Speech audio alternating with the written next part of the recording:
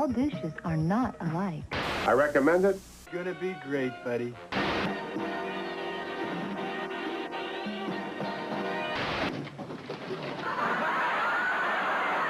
On WTIC TV, Channel 61.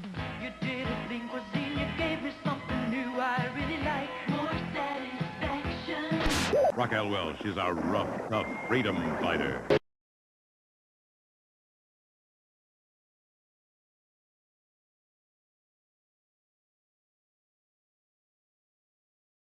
Filosofía es el amor a la sabiduría.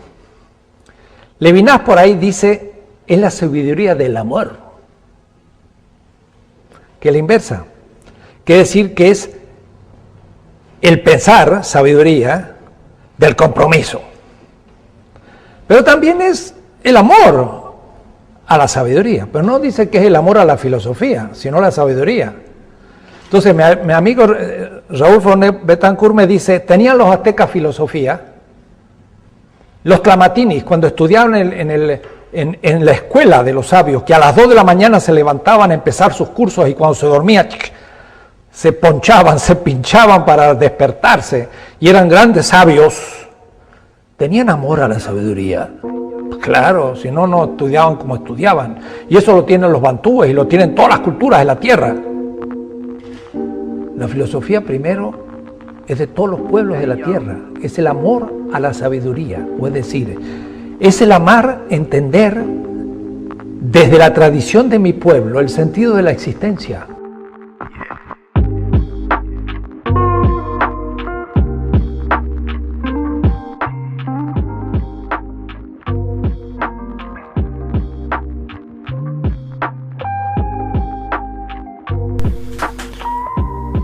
Hola, buenos días, tardes o noches. Mi nombre es Juan Pablo Velasco Gio, soy el tercer año medio B de la especialidad Servicio Turismo y el día de hoy quisiera comenzar haciéndoles una pregunta.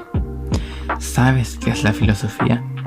Bueno, les voy a dar unos segundos para pensar. Ok, listo. Ya con esa idea en mente, por favor no me respondan porque es un video grabado y eso no tendría sentido. Pero comencemos de cero. Nos embarcaremos en la historia de muchos filósofos, tomaremos palabras claves, las descuartizaremos y veremos sus partes con todo un fin. El fin de descubrir qué es la filosofía. Vamos allá.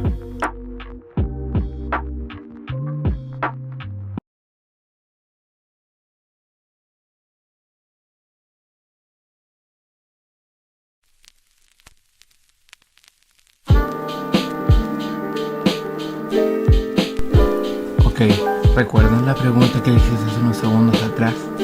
Bueno, por esa misma razón quisiera felicitarlos, porque del hecho que se preguntaran y cuestionaran, ya hicieron filosofía, y se preguntarán ¿cómo?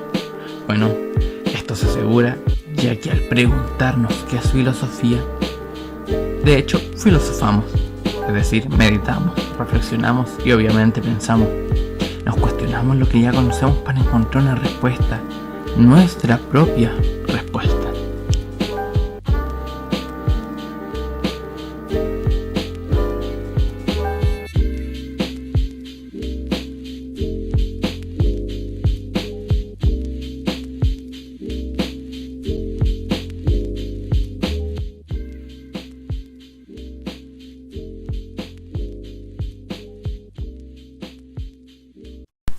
Bueno, con ya este pequeño cimiento sobre el tema, vamos a meternos y vamos a comenzar a desarmar qué es la filosofía, o mejor dicho, qué significa.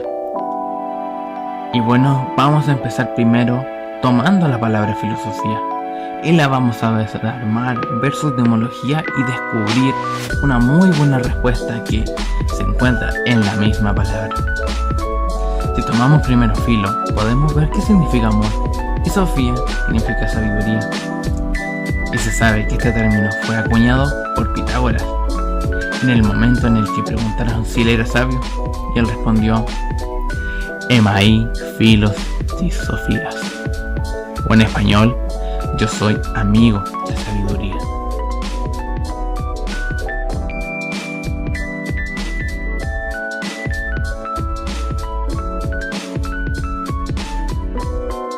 Pero antes de toda esta revolución pensadora y cambio histórico, predominaba otro pensamiento o forma de conocer el mundo. Este era el mito.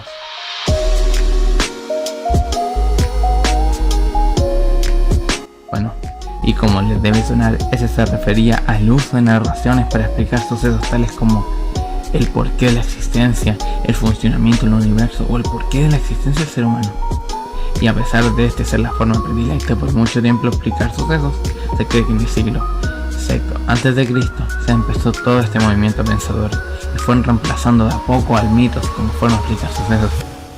Y de esta manera se ha sabido mantener hasta nuestros días. Y este movimiento narrativo se caracterizaba por el uso de personajes divinos o fuerzas naturales, y que gracias a que ellos existían, todo el resto existía. Esto es muy contrario a la filosofía, ya que sí, intentan dar respuesta a lo mismo, pero no lo hacen de la misma manera, ya que la filosofía busca dar respuestas a través de la racionalidad, investigando, comparando puntos de vista hasta encontrar la respuesta. Bueno, retomando el punto de vista de que el hecho de filosofar o cuestionarse ya era filosofía, también esto no es solo filosofía, sino que esto también pertenece al deber filosófico, y esto pertenece a una de las tantas actividades que este contiene.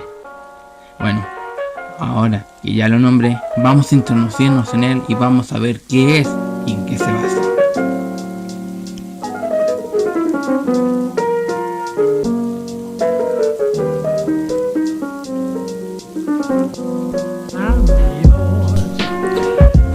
Esto se refiere a una serie de actividades que llevará a cabo un filósofo.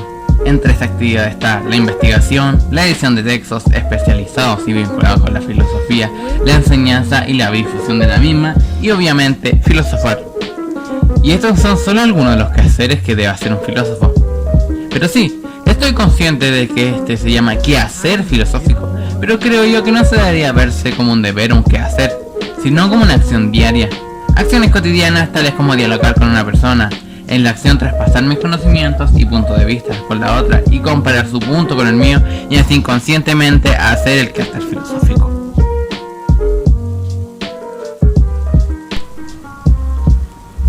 ¿Pero necesito ser mayor de edad para hacer filosofía? ¿O debo tener una serie de requisitos para hacerla?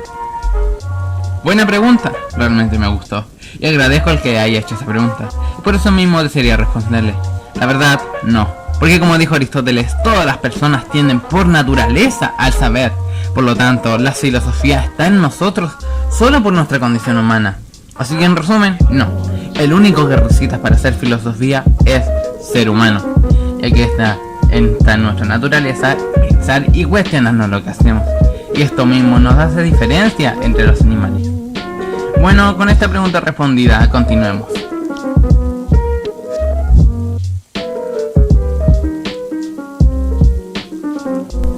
¿Qué seguía? Ah, sí, ¿ustedes han realizado preguntas?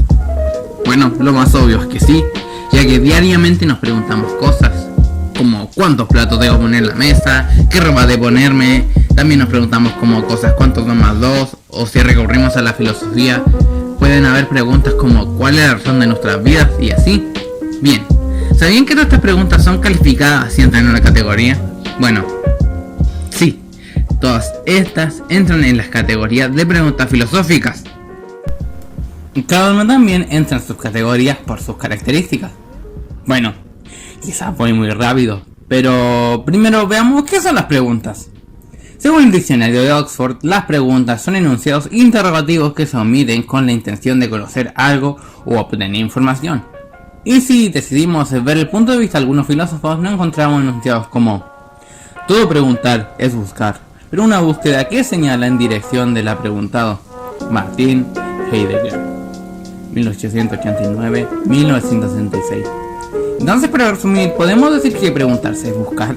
Bueno, sí, buscar una respuesta, motivado por la incertidumbre, y en esa búsqueda descubrir seguridad y solidez. Bueno, con eso ya claro, veamos los tipos de preguntas. Vamos, allá. Comencemos con las preguntas empíricas. Son cuestionamientos cotidianos, aquellos que nos hacen en base de admiración o podemos fácilmente responder mediante nuestra experiencia. Bueno, estas preguntas son simples, preguntas que se pueden responder fácilmente, que los conocimientos que adquirimos en nuestro día a día nos sirven para responderlas. Es decir, bastante triviales o simples. Un ejemplo de esta es, ¿qué ropa me pondré? ¿O qué desayuno? Bueno, ahora sigamos con las preguntas formales o científicas. Son aquellos cuestionamientos que surgen a partir de hechos o objetos que se relacionan con la forma, o sea, con aquello que es producto de la mente. Por ejemplo, la ortografía, la geometría, son ciencias formales. Bueno, estas preguntas se podría decir que son metódicas y que sus respuestas se encuentran en alguna ciencia y sus respuestas pueden ser comprobadas mediante la razón. Por ejemplo, de ellas tenemos ¿cuántos 2 más 2? ¿O qué es la metamorfosis? Preguntas que pueden ser respondidas a través de la matemática o la ciencia. Preguntas filosóficas.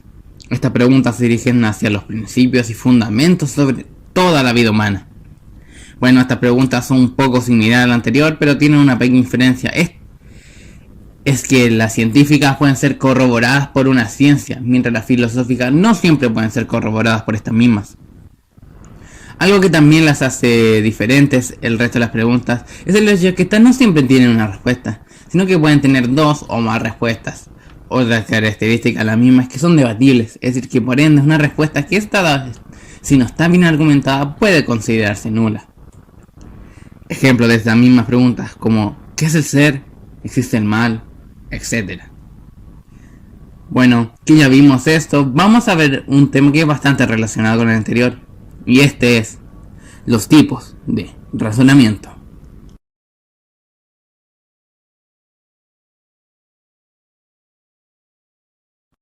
Bueno, como en los puntos anteriores, vamos primeramente a aclarar qué es razonar.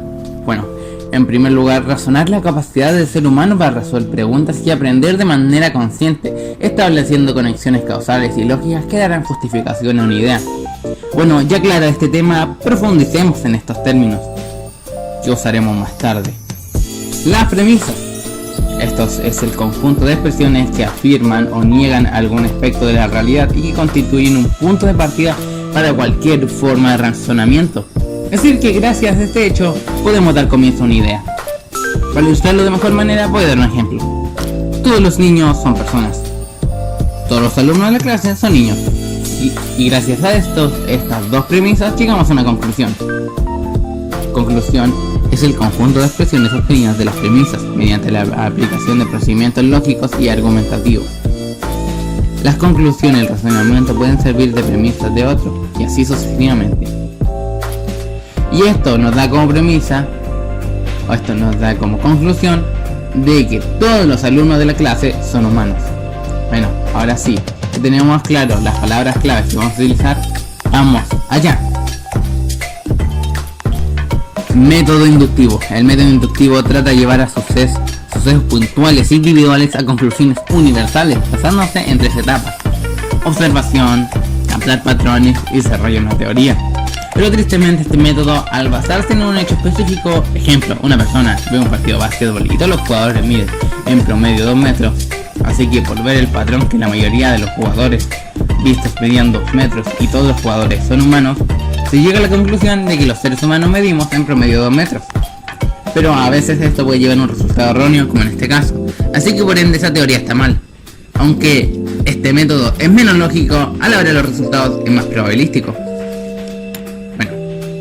Yendo al hermano del anterior, nos llegamos al método inductivo. Este método es todo lo contrario al anterior, ya que está de premisas generales e intenta llegar a ideas y conclusiones obviamente más pequeñas y más individuales. Esto va dependiendo de la veracidad de las premisas. Un ejemplo de ello es: los hombres son un ser vivo. Einstein era un hombre. Entonces, ¿Einstein es un ser vivo? Ok, ya visto esto, vamos a profundizar en los tipos de métodos inductivos, ya que existen 2 tipos de métodos inductivos. El primero es el directo. Este es así porque comienza con una premisa y solo con esta llega a una conclusión. O el otro tipo es indirecto. Este se llama así porque se basan en no solo una premisa o fuente, ya que se basa en 2 o más para llegar a una conclusión. Un ejemplo de ello es: los ratones tienen orejas grandes. y cola. Mickey Mouse tiene dos orejas grandes y cola. Por ende, Mickey Mouse es un ratón. Este es un gran ejemplo de método inductivo, ya que tomamos dos ideas separadas, un hecho real y que se puede ser comprobado, y un hecho más individual como el caso de Mickey Mouse.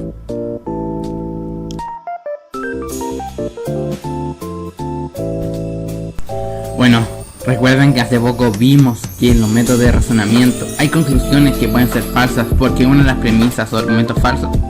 Bueno, ya que estamos conscientes de esto, introduzcámonos en las falacias.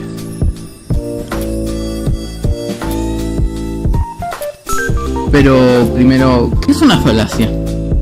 Bueno, las falacias son argumentos que a primera vista parecen reales y verídicos, pero que al profundizar en ellos nos damos cuenta de que no. Déjenme ilustrarme con un ejemplo. Tenemos que aceptar que hay fantasmas en la casa de Juan porque nadie me ha podido demostrar lo contrario. Este es un ejemplo de falacia y uno en específico, uno que vamos a ver ahora en profundidad. Y este es la apelación a la ignorancia. Estas falacias se basan en que al no haber pruebas de una suposición, esta suposición se vuelve real inmediatamente, como el ejemplo anterior, ya que como no hay pruebas de que las fantasmas en la casa de Juan no existen, esto quiere decir que sí hay fantasmas en su casa.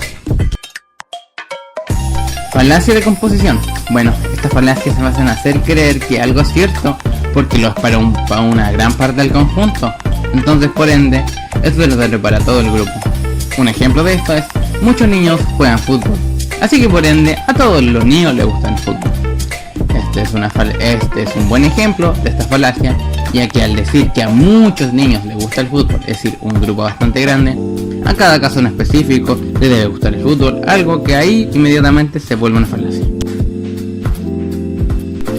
Falacia por división.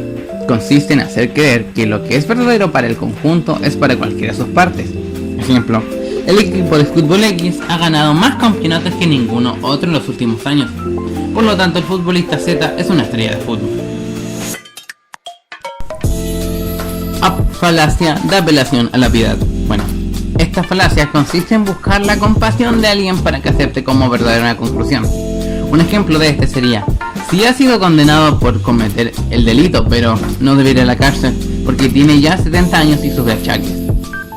Este es un gran ejemplo, ya que muestra un caso de un anciano que ha cometido un delito, pero por la razón de ser anciano ya no tiene que ir a la cárcel. Falacia del pueblo. Esta falacia hace referencia a lo que hace todo el mundo, para que el otro acepte como verdadera una conclusión. Un ejemplo de esta falacia es: los polaroides de marca NN son muy buenos porque todo el mundo los usa. Bueno, hasta aquí concluye mi video. Espero que les haya gustado y les haya servido. Y con eso ya dicho, me despido. Adiós.